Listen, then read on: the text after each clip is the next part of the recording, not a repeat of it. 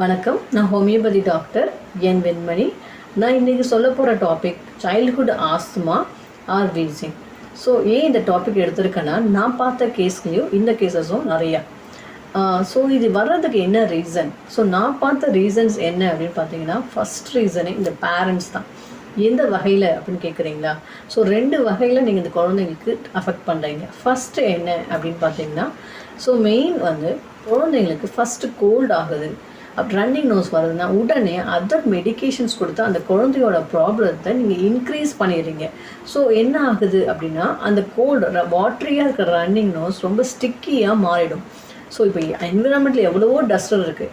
So நம்மளோட immunity பவர்னால அந்தளவுக்கு அந்த டஸ்ட்டாக அந்த இன்க்ரீஸ் பண்ண அவங்க டிஸ்டர்ப் பண்ணாது.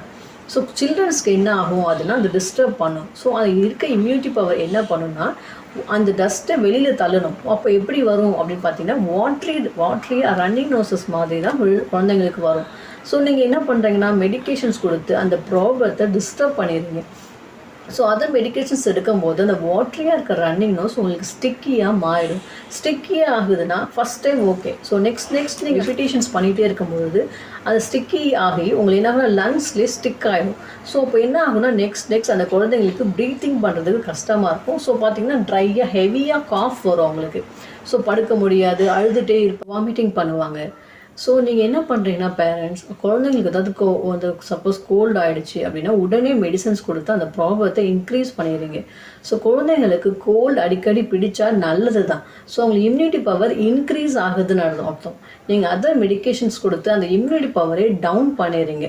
ஸோ தயவுசெய்து உடனே எந்த மெடிக்கேஷன்ஸும் நீங்கள் குழந்தைங்களுக்கு கொடுக்காதீங்க. ஸோ அந்த காலத்தில் சொல்லுவாங்க இல்லையா, மெடிசன்ஸ் கொடுத்தா ஒரு 7 நாளில் சரியாயிடும், மெடிசன்ஸ் கொடுக்கலன்னா 1 வீக்கில் சரியாயிடும்.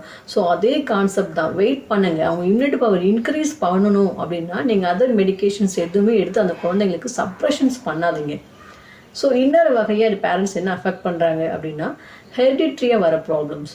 சப்போஸ் உங்களுக்கு ரெஸ்பிரேட்டரி கம்ப்ளைண்ட்ஸ் இருக்குது, இல்லை ஸ்கின் ப்ராப்ளம் இருக்குது, இல்லை தைராய்டு டிஸார்டர்ஸஸ், ஏதாவது ஒரு ப்ராப்ளம், அதர் மேஜர் கம்ப்ளைண்ட்ஸ், அது பார்த்திங்கன்னா குழந்தைங்களுக்கும் அஃபெக்ட் ஆகும். ஸோ அந்த கம்ப்ளைண்ட் ஜீன் பார்த்திங்கன்னா குழந்தைங்களுக்கு சைலண்ட்டாக தான் இருக்கும்.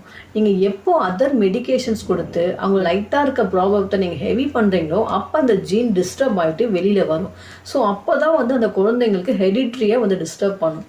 ஸோ உடனே எந்த மெடிக்கேஷன்ஸும் கொடுக்காதீங்க, வெயிட் பண்ணுங்கள். ஸோ நிறைய நான் பார்த்துருக்கேன் இது மாதிரி சில்ட்ரன்ஸ்லாம். ஸோ வெயிட் பண்ணுங்கள், சரியாயிடும். ஸோ நீங்கள் டிஸ்டர்ப் பண்ணீங்க அப்படின்னா அது ஹெவி ஆகிட்டு ஸோ அவங்களுக்கு இன்ஹேலர் யூஸ் பண்ணுற அளவுக்கு டிஸ்டர்ப் ஆகும். ஸோ இது மாதிரி நான் நிறைய கேசஸ் பார்த்துருக்கேன். ஸோ கம்ப்ளீட்டாக ஹோமியோபதியில் சரி பண்ணிடலாம். ஸோ ஹோமியோபதிக் மெடிசன்ஸை நீங்கள் குழந்தைங்களுக்கு தாராளமாக கொடுக்கலாம். ஸோ நியூ பார்ன் பேபிஸ் கூட ஹோமியோபதிக் மெடிசன்ஸ் இருக்குது. ஸோ ஃபஸ்ட்டு ஏதாவது ஒரு குழந்தைங்களுக்கு ஏதாவது கொஞ்சம் மேஜராக ப்ராப்ளம் இருக்கா, உடனே ஹோமியோபதிக் மெடிசன்ஸை சஜஸ்ட் பண்ணுங்க.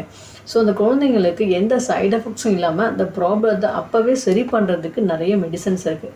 ஸோ இது நெக்ஸ்ட் ஸ்டேஜ் போகாமல் தடுக்கிறது தான் ஹோமியோபதிக் மெடிசன்ஸ். ஸோ நீங்கள் தாராளமாக குழந்தைங்களுக்கு கொடுக்கலாம். ஸோ நான் நிறைய இது மாதிரி கேசஸை பார்த்துருக்கேன். ஸோ நெக்ஸ்ட் அந்த இன்ஹேலர் எல்லாமே அவங்க ஸ்டாப் பண்ணிவிட்டு ஸோ அவங்க நார்மல் ப்ரீத்திங் பண்ணுறதுக்கு ஹோமியோபதிக் மெடிசன்ஸை ஹெல்ப் பண்ணும். ஸோ நீங்கள் தாராளமாக ஹோமியோபதிக் மெடிசன்ஸை நீங்கள் எடுத்துக்கலாம்.